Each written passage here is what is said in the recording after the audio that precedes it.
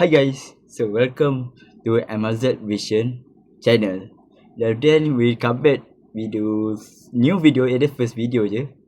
And then first video 2026 and then first video baru lah. So I don't know what to say. And now so yang penting JTT yang t-shirt baru. So kita promote sikit. So yes. Macam yang cantik kan. So yes. So let's do it. Now we do some unboxing lah. So unboxing daripada Mohawk. I don't know nanti Mohawk tu. Yes. And then tada. Aku kata Mohawk, aku ada 3 produk Mohawk. So ini aku rasa ini microphone kan. I think microphone. Yes. We do microphone. So kita pakai.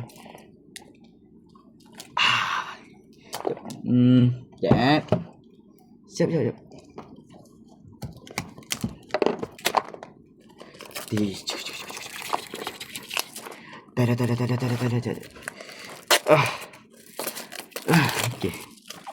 Tada.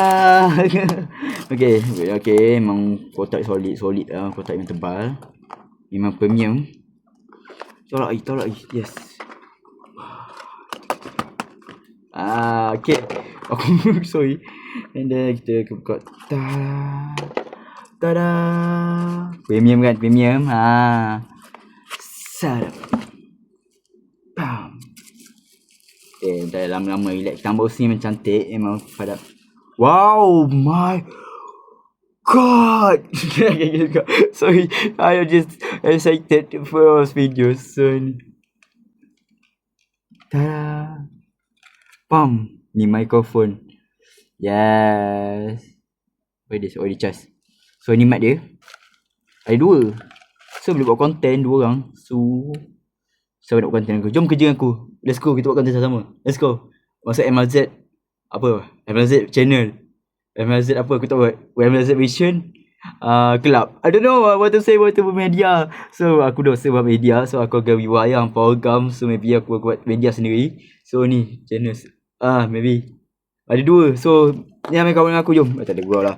Okay, ini type C. Type C adalah type C je lah, type C.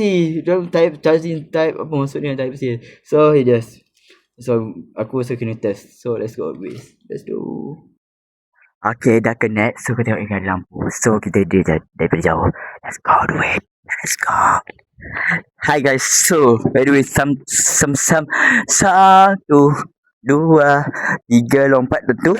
Buat 3. So aku nak promote lalang tu kan. Kita dah promote sini.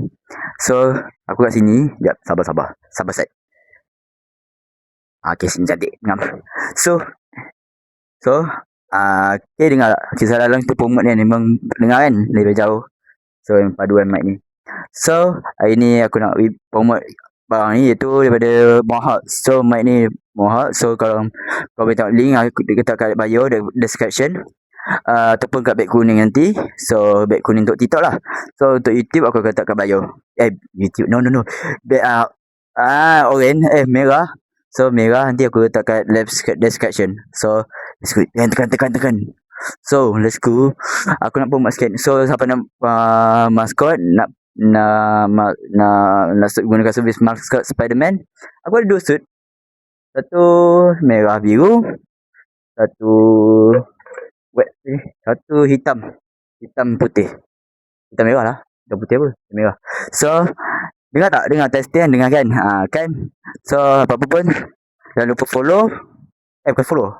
Follow, subscribe and then like, comment and share video ni. Dan kau jangan lupa beli. Bye bye.